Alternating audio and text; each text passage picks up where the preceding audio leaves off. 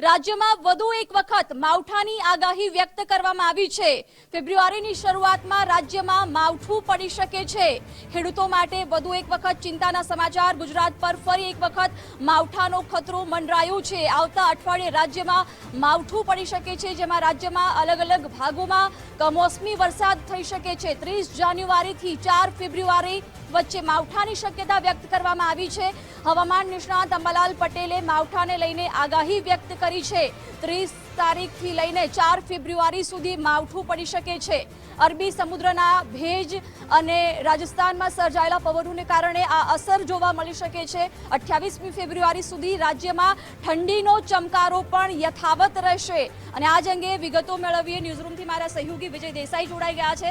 વિજય, રાજ્યમાં વધુ એક વખત માવઠાની શક્યતા છે, શું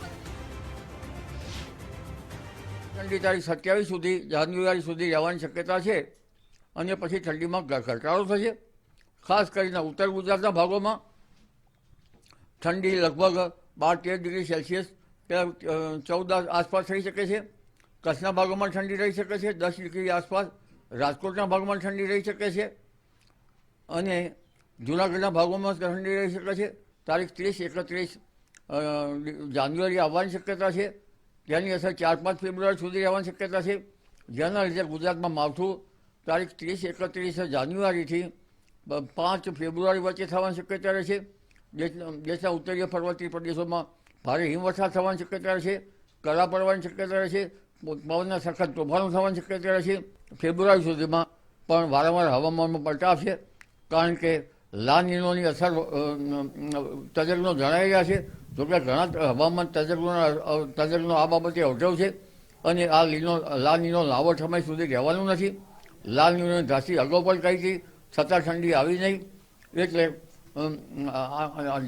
આની અસરના કારણે લા નીનોની 15 ફેબ્રુઆરી સુધીમાં ઘણા ચઢાવ ઉતરાવ આવવાની શક્યતા રહેશે। જી, તો લાનીનોની અસર પણ વર્તાશે અને રાજ્યમાં વધુ એક વખત ખતરો મંડાઈ રહ્યું છે। માવઠાનો વિગતો મેળવીએ। ન્યૂઝરૂમથી મારા સહયોગી વિજય જોડાયા છે। વિજય, શું વધુ અપડેટ છે? રાજ્યમાં વધુ એક વખત માવઠાનો ખતરો છે? બિલકુલ, અંબાલાલ પટેલે આગાહી કરી છે એટલે લોકોને એવી માન્યતા છે કે માવઠું આવશે ને આવશે। અંબાલાલ બોલે એટલે પૂર્ણ થયું। જો કે તેમણે આગાહી પણ કરી છે કે ઠંડીનો માહોલ પણ 28 ફેબ્રુઆરી સુધી એટલે કે આખો મહિનો યથાવત રહેશે, પરંતુ 30મી જાન્યુઆરી બાદ છે રાજ્યનું વાતાવરણ પલટાશે અને કમોસમી વરસાદ છે તે રાજ્યમાં પડશે। જો કે હાલ માહોલ એ પ્રકારનો છે કે ઠંડી ગરમી એટલે બેવડી ઋતુનો એક તરફ અહેસાસ થઈ રહ્યો છે, ત્યાં ત્રીજી ઋતુ એટલે કે માવઠાનું આગાહી કરવી એટલે ક્યાંક આરોગ્યની દ્રષ્ટિએ ખેડૂતો માટે પણ આ ચિંતાજનક સમાચાર છે। એટલે અંબાલાલ પટેલે આગાહી કરી છે એટલે ગુજરાતના વાતાવરણની અંદર આગામી સમયમાં જે લા નીનો ઇફેક્ટ છે તેની ઇમ્પેક્ટ જોવા મળશે। વેસ્ટર્ન ડિસ્ટર્બન્સ એટલે કે ભેજની અસર છે તે રાજસ્થાન ઉપર જે સિસ્ટમ સર્જાશે તેના કારણે માવઠું ગુજરાતના જે ખાસ કરીને ઉત્તર ગુજરાતના જિલ્લાઓની અંદર વર્તાય તે પ્રકારની આગાહી છે અંબાલાલે કરી છે। જોકે આગામી સમયની અંદર બીજા જે અન્ય જિલ્લાઓ છે કે ત્યાં પણ આ પ્રકારે માહોલ છે કે ઠંડી ભર્યો રહી શકે છે। જો કે વાતાવરણની અંદર ગ્લોબલ વોર્મિંગ અને ક્લાઇમેટ ચેન્જની ઇમ્પેક્ટ સ્પષ્ટપણે અત્યારે વર્તાઈ રહી છે આપણને।